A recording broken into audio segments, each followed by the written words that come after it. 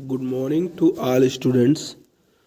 तो अभी तक की क्लासों के अंदर हम लोगों ने क्लास 8 की जो हमारी साइंस चल रही है, जिसके अंदर हम लोगों ने क्या किया था, जो हमारा धातु और अधातु वाला चैप्टर था उसको पढ़ना स्टार्ट किया था। और इसके अंदर हम लोगों ने काफ़ी सारी चीज़ें पढ़ी थी और इसी क्रम में हम लोग आगे बढ़ रहे थे। तो आज हम लोगों को अगला टॉपिक पढ़ना है प्लेटिनम। हम लोगों ने जो चांदी थी और जो हमारी प्लेटिनम था उसको हम लोगों ने पूरी तरीके से कंप्लीट कर लिया था, पढ़ लिया था। आज हम लोगों को पढ़ना है सोने के बारे में, यानी जो हमारा गोल्ड होता है, सोना होता है, इसके क्या क्या उपयोग हैं, कैसे मिलता है, कितने अयस्क हैं, कहाँ कहाँ पर इसका प्रयोग होता है। तो सारी चीज़ें हम लोग पढ़ेंगे यहाँ पर सोना के बारे में। तो लिखा है, सोना कई शताब्दियों से सबसे कीमती धातु है। और ये बात सभी को पता होगी कि सोना इतना कीमती क्यों होता है, क्योंकि जो सोना हमारा होता है ये इसके आभूषण बनाए जाते हैं। आभूषण इसलिए बनाए जाते हैं क्योंकि ये बहुत ही पीला चमकता है, साथ ही साथ किसी दूसरी चीज़ों से क्रिया नहीं करता है, अक्रिय होता है। और जो चीज़ अक्रिय होती हैं, किसी से क्रिया नहीं करती हैं, उन्हें हम लोग कहते हैं आदर्श धातु। क्या कहते हैं? आदर्श धातुओं के नाम से जानते हैं। तो इतनी बात हम लोगों ने पिछली वीडियो के अंदर कर ली थी। तो वही क्रम में आज हम लोगों को आगे बढ़ना है, सोना के बारे में पढ़ना है। तो हम लोग पढ़ेंगे। तो चलिए हम लोग पढ़ते हैं अब। तो सोना कई शताब्दियों से सबसे कीमती धातु है, ये बात हमको पता ही है। अगली बात लिखा है कि यह सबसे अधिक रासायनिक अक्रिय धातुओं में से एक है। कहने का अर्थ ये है कि ये किसी से क्रिया नहीं करती है, अक्रिय धातु है रासायनिक रूप से।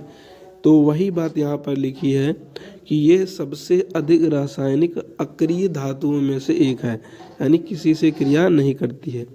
फिर लिखा है, सोने की छड़ें 100% शुद्ध होती हैं। सोने की जो छड़ होती हैं ये क्या होती हैं? 100% शुद्ध होती हैं तथा अपनी चमक कभी नहीं खोती हैं। जो सोने की छड़ होती हैं ये 100% शुद्ध होती हैं और अपनी चमक कभी भी खोती नहीं है।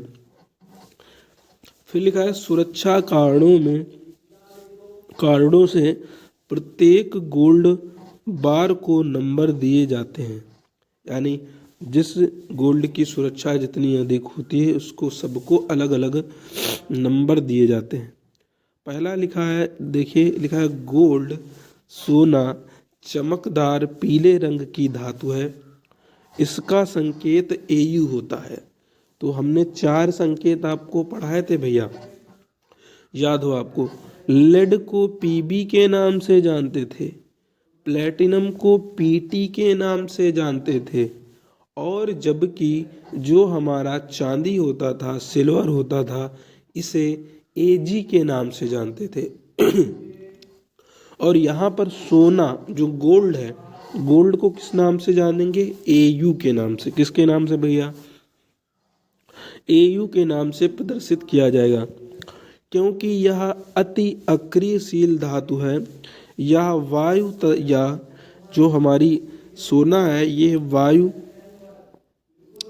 या किसी में जो है अपनी चमक नहीं खोती है।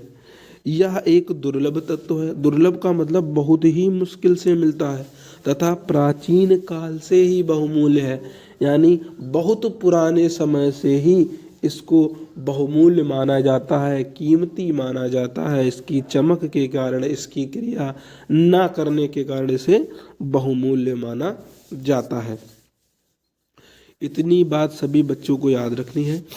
आगे हम लोगों की हेडिंग है, सोने के उपयोग क्या क्या हैं भाई? सोने का हम लोग कहाँ कहाँ पर प्रयोग करते हैं? आप सभी को सोने के उपयोग कुछ तो पहले से ही याद होंगे, क्योंकि सोने का सभी को पता है, ज्वेलरी की दुकान है सोने चांदी की। तो होता क्या है, यह अच्छा सबसे कम क्रियाशील होती है, क्रियाशील कम है, इसीलिए तो इतनी ज़्यादा बिकती है, ये इतनी महंगी बिकती है सोना। अच्छा, सबसे कम क्रियाशील होती है, इसका उपयोग आभूषण व अन्य कीमती सजावट सामान बनाने के लिए किया जाता है। अब आप समझिए, यानी कहने का अर्थ है ये क्रिया नहीं करती है, इसीलिए इसके सोने ये के आभूषण और सजावट के सामान बनाए जाते हैं। मान लीजिए थोड़ी देर के लिए अगर हमारा सोना किसी जो है पानी से क्रिया कर लेता है या वायुमंडल में उपस्थित ऑक्सीजन से क्रिया कर लेता है, तो पता क्या होता है? जैसे मान लीजिए आपकी मम्मी ने सोने की अंगूठी पहनी हुई है अपनी उंगली के अंदर, और जब वो बर्तन धो रही हैं तो बर्तन धोते समय जो पानी है वो पानी जो है सोने की अंगूठी के ऊपर पड़ रहा है, और क्या किया, सोने ने पानी से क्रिया करके कुछ और बना दिया मान लो सोने के अलावा, तो धीरे धीरे जो उनकी अंगूठी है सोने की वो घुल घुल करके पानी के साथ बह जाएगी। अच्छा, जब कोई चीज़ इतनी घुल जाएगी तो कोई क्या बहुमूल्य मानेगा क्या उसको? तो कोई भी बहुमूल्य नहीं मानेगा। अर्थात सोने को किसी के साथ क्रिया नहीं करना चाहिए, तभी बहुमूल्य माना जाएगा। इसीलिए देखा होगा कि सोना इंसान कितना भी पहने, चाहे पानी में रख दे, चाहे हवा में रख दे, चाहे धूप में रख दे, उसके अंदर क्षरण होता ही नहीं है, ना ही उसके अंदर किसी दूसरे प्रकार का कालापन आता है। यदि अगर आपका सोना मिक्सचर वाला है, मिलावट वाला है, तो आपके सोने के अंदर चमक कम पड़ जाएगी, फीकी पड़ जाएगी।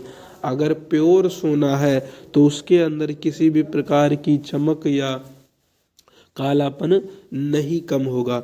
ये आपको बात याद रखनी है। तो कम क्रियाशील होने के कारण ही आभूषण और जो है कीमती सजावटी सामान बनाए जाते हैं। अगली बात याद रखना है, सोने का उपयोग कई देशों में व्यापार के लिए मुद्रा की मानक इकाई के रूप में किया जाता है। जैसे अपने यहाँ भारत के अंदर जो हमारे सिक्के होते हैं जो चलते हैं, ये स्टील के होते हैं या तो लोहा के होते हैं, और नोट तो कागज़ की हर जगह होंगी भाई। तो होता क्या है कि कुछ ऐसे देश हैं जहाँ पर जो हमारे सिक्के होते हैं, रुपए जो होते हैं, वहाँ पर वो लोहे स्टील के नहीं बने होते हैं, जबकि सोने की धातु के वहाँ पर सिक्के चलते हैं। तो ये बात आपको याद रखनी है, सोने के सिक्के वहाँ पर चलते हैं। फिर लिखा है, इसे विभिन्न, अगली वाली, सिक्के तथा अन्य वस्तुएं सोने से बनाई जाती है।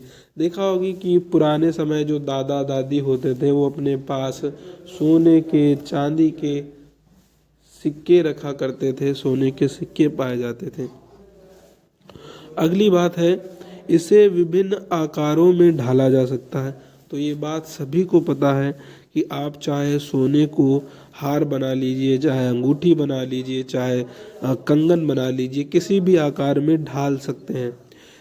यह इसे घनत्व में उपयोगी बनाता है। फिलिंग तथा ताज मुकुट में भी इसका प्रयोग किया जाता है। अच्छा, ताज जो हमारे मुकुट होते हैं, जो सर के ऊपर मुकुट लगाए जाते हैं, वो भी बनाए जाते हैं भाई इसी सोने के। क्यों? क्योंकि इनका जो है घनत्व कम, पिघल जाते हैं, तो आसानी से किसी भी आकार में इनको बदला जा सकता है। तो इसीलिए हम लोग मुकुट भी बना लेते हैं, आभूषण भी बना लेते हैं, कंगन भी बना लेते हैं, यानी जिस तरीके से जो भी बनाना है हम लोग उस चीज़ का प्रयोग कर लेते हैं। फिर लिखा है, सोने को सीटों में पीटा जा सकता है। यानी सोने को हम लोग हथौड़ी से अगर पीटें तो आसानी से सीट, सीट का मतलब है चादर, जो लोहे की चादर आती है, इसी तरह सोने की चादर बना सकते हैं लोहे को पीट पीट कर। और चादर को ही इंग्लिश में कहते हैं सीट। क्या कहते हैं भैया? सीट। तो सीट माने होता है चादर। आगे देखिए, लिखा है, इसका उपयोग सोने के अक्षर लिखने में किया जाता है। और इनका उपयोग कहाँ में करते हैं हम लोग? सोने के अक्षर को लिखने में इनका उपयोग कर लिया जाता है। और फिर आगे बात लिखेंगे सोने के उपयोग क्या क्या है, ये सीख लेते हैं हम लोग। सोने के उपयोग क्या है ये हम लोग जान चुके हैं, सीख चुके हैं कि आभूषण बनाने में, सजावट के सामान बनाने में, और जो है मुकुट बनाने में, सीट बना सकते हैं इनकी, और सोने के सिक्के चलते हैं मुद्रा के रूप में, और बहुत सारी चीज़ें जो है सोने की बनाई जाती हैं क्योंकि ये अक्रियशील और चमकदार होती है। अब सोने की शुद्धता कैसे जांची जाती है और क्या होती है सोने की शुद्धता, वो हम लोग सीखेंगे। तो लिखा है सोना एक अक्रिय धातु है, और अक्रिय धातु से मतलब ये है कि ये किसी से क्रिया नहीं करता है। जो धातुएं किसी भी दूसरी चीज़ों से क्रिया नहीं करती हैं उन्हें अक्रिय धातु कहते हैं। इसलिए इसकी चमक समाप्त नहीं होती है और यह आभूषण बनाने में प्रयोग किया जाता है। कहने का अर्थ यह है कि सोना अक्रिय धातु है, इसकी कभी भी चमक समाप्त नहीं होती है, इसलिए आभूषण बनाने में प्रयोग करते हैं। फिर लिखा है शुद्ध सोना नर्म होता है। अर्थ यह है कि जो हमारा प्योर सोना होगा वो कठोर नहीं होगा, मुलायम होगा, नर्म होगा। इसे थोड़ा कठोर बनाने के लिए इसमें कॉपर, सिल्वर अथवा पीतल जैसी धातुएं आवश्यकता अनुपात मिलाई जाती हैं। यानी अगर ये कठोर बनाना है तो थोड़ा सा सिल्वर, कॉपर मिला देते हैं। सोने की या मिश्र धातु आभूषण तथा अन्य सजावटी सामान बनाने के लिए बिल्कुल उपयुक्त होती हैं, परंतु सोने में अन्य धातुएं मिलाने पर इसकी शुद्धता में क्या आ जाती है, कमी। जाहिर सी बात है जब किसी भी चीज़ को आप दूसरी चीज़ में मिलाएंगे तो उसकी शुद्धता क्या हो जाएगी, थोड़ी ना थोड़ी कम ही हो जाएगी। फिर लिखा है कि सोने की शुद्धता को कैरेट इकाई में मापा जाता है। सोने की शुद्धता को किस में नापते हैं हम लोग, कैरेट में। फिर लिखा है 24 कैरेट सोने को 100% सोना शुद्ध माना जाता है। यानी 100% सोना बराबर क्या होता है, 24 कैरेट। फिर लिखा है 22 कैरेट सोने में 92% शुद्ध सोना तथा 8% अशुद्धियाँ होती हैं, जबकि 18 कैरेट सोने में 75% शुद्ध सोना तथा 25% अशुद्धियाँ मिश्रित होती हैं। आपको बस इतना याद रखना है कि अगर 100% सोना आपको प्राप्त करना है तो वो 24 कैरेट के बराबर होना चाहिए। फिर अगली लिखी हुई है मिश्र धातु। तो मिश्र धातुओं के बारे में हम लोग पढ़ेंगे नेक्स्ट क्लास में। फिलहाल हम लोगों को इससे ज़्यादा अभी नहीं पढ़ना है क्योंकि जो है ज़्यादा पढ़ने से बर्डन बढ़ जाता है। तो सोने की शुद्धता में हम लोगों को क्या याद रखना है कि जो 24 कैरेट सोना होता है वो 100% पूरी तरीके से शुद्ध माना जाता है। यदि अगर आपने सोने को 22 कैरेट बना दिया तो इसका मतलब 22 कैरेट सोने के अंदर क्या होगा, 92% शुद्ध सोना होगा, लेकिन उसके अंदर 8% अशुद्धियाँ होंगी। अशुद्धियाँ का मतलब कॉपर होगा, तांबा या निकिल, या मान लीजिए सिल्वर होगा, कुछ भी और अन्य धातुएं मिश्र हो सकती हैं 22 कैरेट सोने के अंदर। और यदि अगर आपका सोना 18 कैरेट का है तो इसका मतलब ये है कि जो हमारा सोना है वो 75% ही है उसके अंदर, बाकी 25% उसके अंदर अशुद्धियाँ ही हैं।